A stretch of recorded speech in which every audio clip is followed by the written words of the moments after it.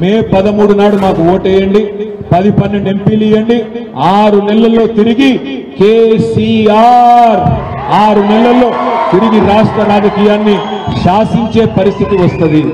6 నెలలనే తిరిగి రాష్ట్ర రాజకీయాన్ని కేసీఆర్ గారు శాసించే పరిస్థితి వస్తుంది. ఓటేసేటప్పుడేమో వేరే వాళ్ళకి వేసి ఆ తర్వాత బాధపడితే లాభం లేదు.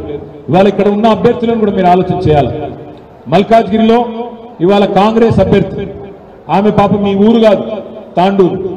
ఆమె ఈ సీటు కూడా అడగలేదు. ఆమె అడిగింది చేవెళ్ళ. బలవంతంగా తెచ్చుకొని రుద్దిండ్రు. ఆమెకి ఇక్కడ ఎవరు తెలియదు.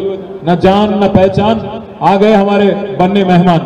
పాపం ఆమెకి ఎవరు తెలియదు. ఇక్కడ ఏదో బలవంతంగా తీసుకొచ్చి రేవంత్ రెడ్డి ఇక్కడ ఇచ్చి పెడితే అట్లా తిరుగుతా ఉంది తప్ప ఎవడు కూడా తెలియదు. రేపు మీరు ఓడగొట్టాక మళ్ళా పోవాలి, తాండూరుకే పోవాలి. ఇక బీజేపీ, నేను ఇంకొక మాట అడుగుతా మా తమ్ముళ్ళందరినీ, మా చెల్లెలను కూడా. రేవంత్ రెడ్డి గారు 5 నెలల కిందట చాలా మాటలు చెప్పిండు. ఏం చెప్పిండు? ఆడపిల్లలకు స్కూటీలు ఇస్తా అన్నాడు, పెళ్లి చేసుకుంటే తులం బంగారం ఇస్తా అన్నాడు, మా తమ్ముళ్ళందరికీ నెలకు 4,000 నిరుద్యోగ భృతి ఇస్తా అన్నాడు, రైతులకు 2 లక్షల రుణమాఫీ చేస్తా అన్నాడు, క్వింటాల్కి 500 బోనస్ ఇస్తా అన్నాడు, నెలకు ఆడపిల్లలకు 2,500 రూపాయలు ఇస్తా అన్నాడు. ఇందులో ఏ ఒక్కటన్నా అమలైందా? తులం బంగారం వచ్చిందా? మీకెందుకు వస్తుందా మీ తులం బంగారం? మీరు ఆడపిల్లలు కాదు కదా.